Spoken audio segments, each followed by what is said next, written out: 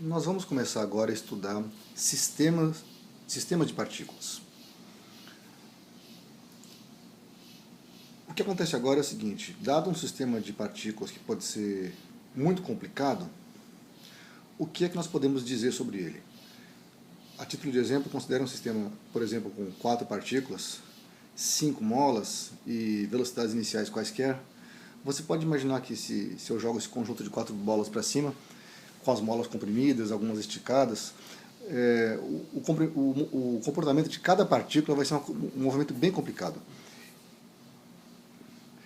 E a pergunta é se a gente consegue extrair alguma informação desse sistema, além do fato de que ele é complicado. Tem alguma coisa simples que acontece nesse sistema?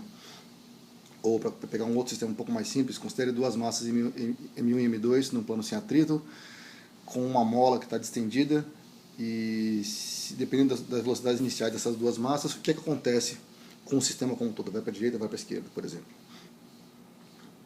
Então, a ideia é que, dada a complicação desse sistema, ou de um sistema qualquer de muitas partículas, o que nós queremos convencer os estudantes é que existe um ponto que descreve um movimento bem mais simples no meio da complicação toda de um sistema como esse. Esse ponto é o centro de massa. Então, o que é o centro de massa de um sistema de partículas? O centro de massa é um ponto no espaço cuja localização é função das posições e das massas das partículas. Para começar pelo caso mais simples, em uma dimensão e apenas duas partículas, se eu tiver então aqui no sistema de coordenadas que é o eixo x com a origem x igual a zero, digamos que eu coloque uma massa m1 na posição x1 e uma massa m2 na posição x2. Intuitivamente a gente sabe que o centro de massa vai estar mais próximo aqui da massa m2 do que da massa m1, porque essa massa m2 é maior do que a massa m1. Digamos que o centro de massa esteja aqui, a posição exata do centro de massa é dada por m1x1 mais m2x2 dividido por m1 mais m2.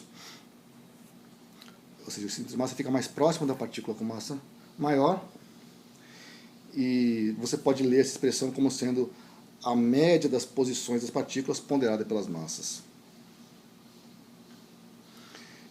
Se a gente estende um pouco esse conceito para mais de uma dimensão, considerando ainda apenas duas partículas, para ganhar a intuição, se eu tenho um plano XY, por exemplo, e eu tenho uma massa M1 com vetor posição R1 e uma massa M2 com vetor posição R2, eu vou chamar de R12, R1 menos R2, o vetor posição de M1 em relação a M2. Então, o vetor posição sai de M2 e vai para M1. Esse é o R12. O centro de massa está, de novo, mais próximo da partícula mais pesada, mais massiva. Esse aqui é o vetor posição do centro de massa. E a definição desse vetor posição do centro de massa é, novamente, M1R1 mais M2R2 dividido por M1 mais M2, que é uma generalização da definição anterior para uma dimensão. Novamente, o centro de massa fica mais próximo da partícula com maior massa.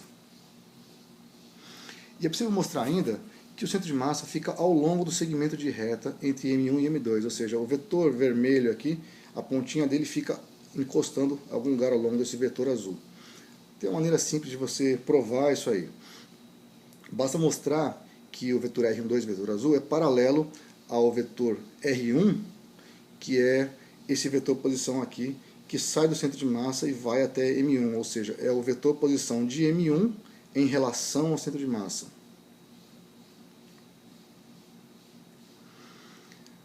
Se nós formos calcular R1, minúsculo, por definição, é esse vetor preto aqui, menos esse vetor vermelho. E se a gente escrever, então, quem é o vetor vermelho, que é o vetor posição do centro de massa, a gente só copia daqui para cá. E para poder fazer essa subtração daqui para cá, eu vou pegar esse M1 mais M2 e colocar como denominador aqui, multiplicando e dividindo, então, por esse fator.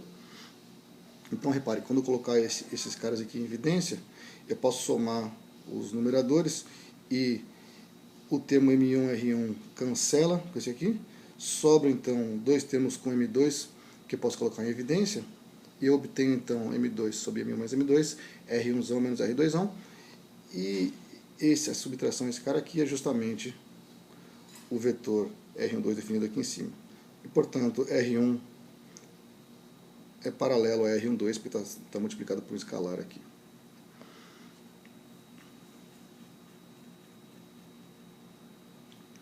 Muito bem, então para ganhar um pouco de intuição sobre isso que a gente acabou de calcular,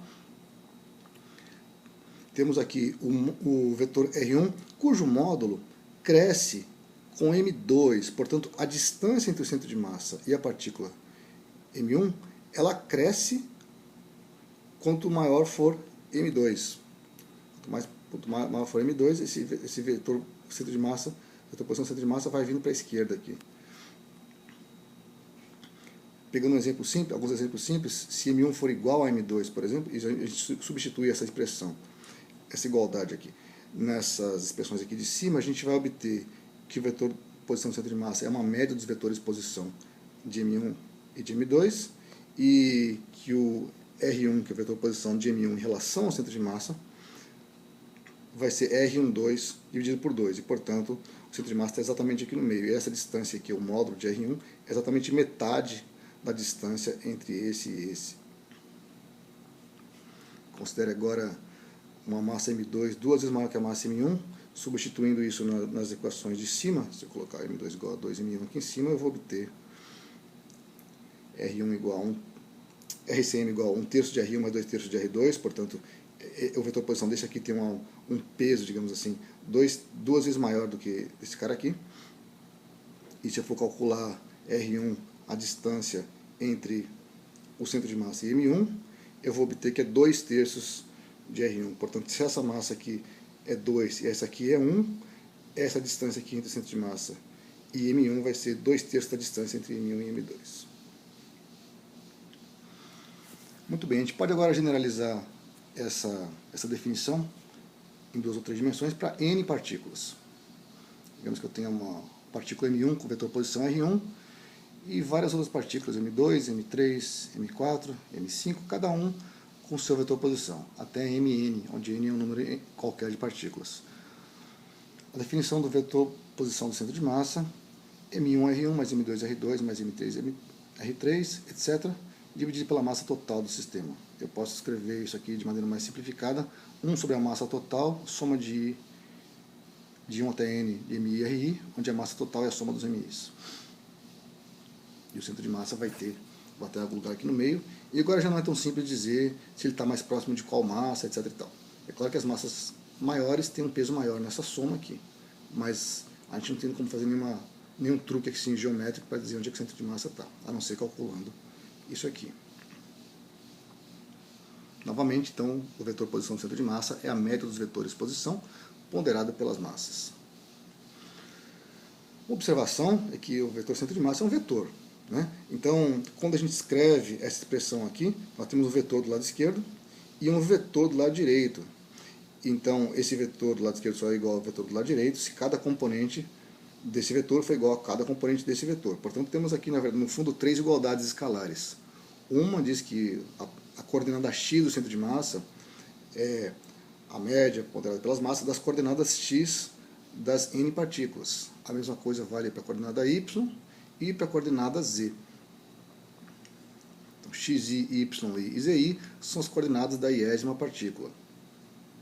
Por exemplo, essa aqui é a massa x3, a massa m3, perdão, e esse aqui é a coordenada x3 e essa aqui é a coordenada y3 da partícula m3. Tomando então um exemplo bastante conhecido, se você tomar três partículas nos vértices de um triângulo equilátero, onde estará o centro de massa? Então a gente desenha aqui um sistema de coordenadas x e y que está em centímetros, coloca a partícula m1 de 1,2 kg aqui na origem do sistema de coordenadas. Uma outra partícula vai estar aqui em 140, então repare que a escala quadriculada do fundo corresponde a cada quadrado 20, 40, 60, 80, 100, 120, 140 centímetros. Cada quadrado corresponde a...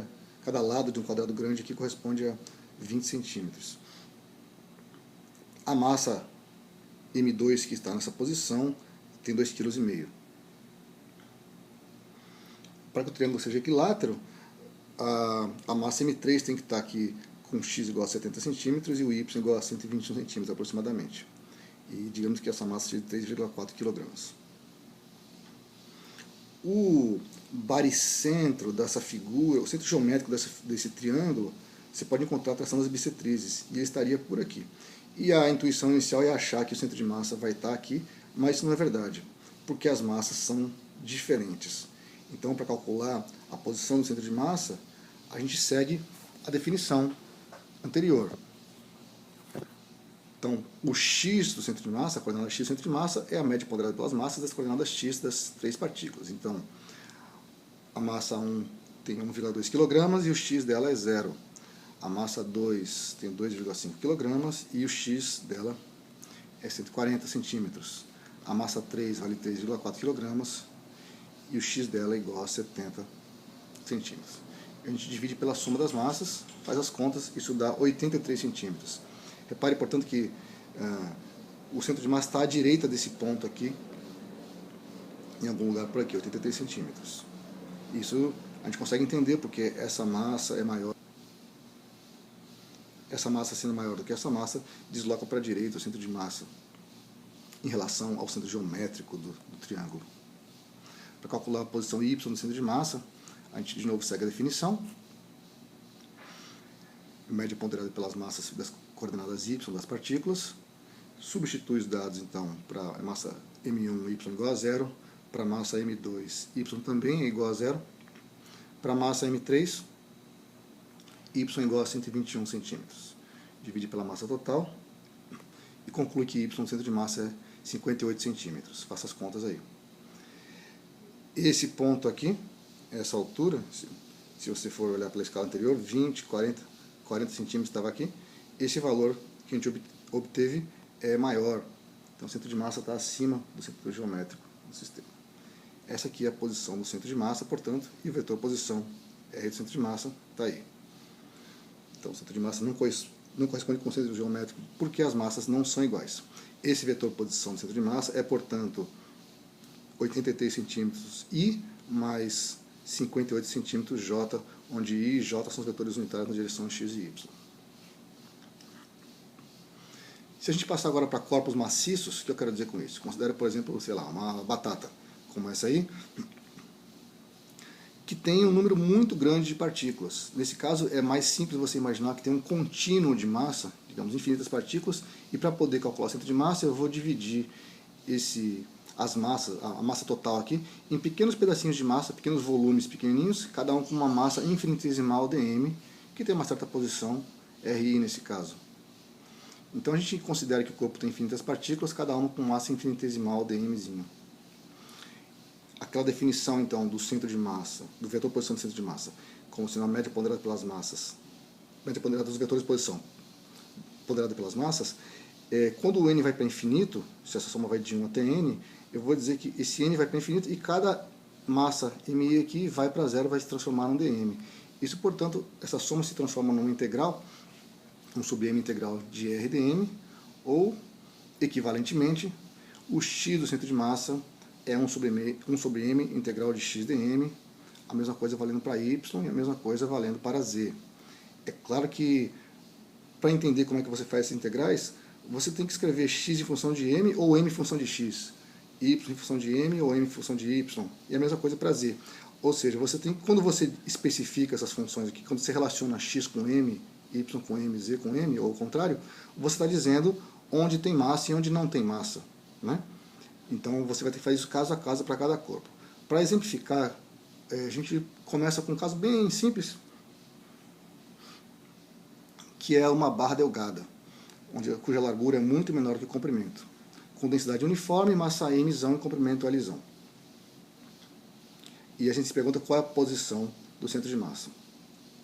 Tem uma barra delgada cuja altura, largura, é muito menor que o comprimento. Ora, nesse caso, ela tem comprimento L, e a gente sabe intuitivamente onde está o centro de massa. Não é isso? Nós sabemos que o centro de massa está exatamente aqui no meio. Vamos mostrar então como é que você chega a essa conclusão fazendo aquela conta do slide anterior. Vamos colocar um sistema de coordenadas, nesse caso basta um eixo x. Vamos, por conveniência, escolher a origem do sistema de coordenadas no começo da barra, x igual a 0. Portanto, x igual a L corresponde ao final da barra. X aqui, então, é uma posição qualquer ao longo da barra. Se eu estou aqui na posição x e eu caminho mais um pouquinho, um infinitésimo de comprimento aqui dx, Isso define um pedacinho de tamanho dx da barra, cuja massa é dm infinitesimal. E eu gostaria de conseguir relacionar essa massa infinitesimal dm com esse comprimento, esse tamanho infinitesimal dx. A gente lembra então que a densidade da barra é constante, então aqui eu estou fazendo essencialmente uma regra de 3. A massa total da barra dividido pelo comprimento total da barra tem que ser igual à massa desse pedacinho dividido pelo comprimento do pedacinho. Isso me leva então a poder escrever dm como sendo m sobre L dx, onde m sobre L é a densidade linear de massa, isso aqui tem dimensão de quilograma por metro, isso é uma constante, porque por definição eu escrevi lá em cima que a densidade da barra era uniforme. Então, essa integral escrita desse jeito como estava no slide anterior, x dm, a gente não consegue fazer, a não ser que relacione x com m. Quando a gente incorpora essa informação aqui nessa integral, a gente passa a conseguir fazer essa integral. Vejamos, o dm está escrito aqui. Quando a gente substitui esse dm nessa expressão, repare que agora eu tenho passei a ter uma integral em dx de uma função que é de x. Então, agora é possível fazer essa integral.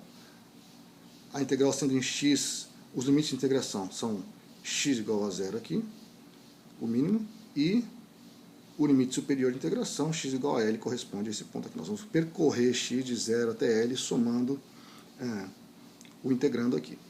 Então, como m e L são constantes, o L sai para fora da integral, e temos uma integral de 0 até L de x dx. Qual é a função que derivando em relação a x dá essa aqui, que é x? É x quadrado sobre 2, que tem que ser calculado em x igual a L, x igual a 0. Quando fazemos essa conta, temos L quadrado sobre 2 menos 0, e, portanto, o resultado é L sobre 2, como já esperávamos. Não é verdade? No caso geral, o centro de massa não é necessariamente um dos pontos do corpo maciço. Como exemplo, considere um anel, uma aliança, que é só a parte de fora tem matéria, e no meio está exatamente o centro de massa, onde não tem matéria nenhuma. Se o corpo tiver um eixo de simetria, o centro de massa estará sobre esse eixo.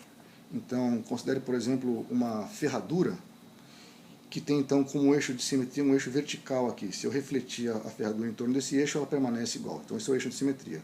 Então, a gente sabe que o centro de massa está aqui ao longo desse eixo. Se isso aqui fosse, digamos, um anel, como eu disse antes, não é, o centro de massa estaria aqui, exatamente aqui no meio. Como no caso dessa ferradura está faltando um pouco de massa aqui embaixo, o centro de massa tende a subir e vai ter em algum lugar por aí.